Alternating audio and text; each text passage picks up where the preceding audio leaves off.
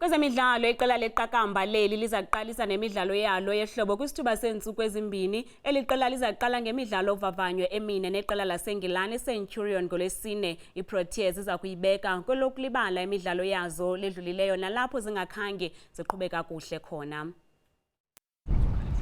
Ubukho bamaqala awayesakudlalela iProteas naquka umqeqeshi weliqela uMakbawutsha kwakunye noZakukhalisa kuzise ifuthe elihle kwinkampu yeliqela kule veki.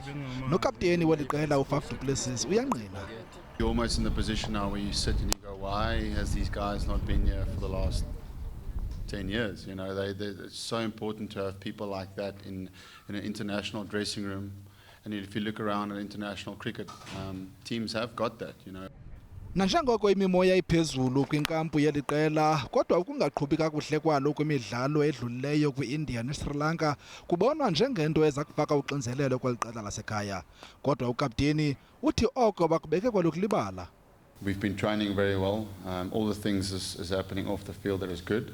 But we need to make sure we put our peg in the ground for this series and almost get the belief back through performances.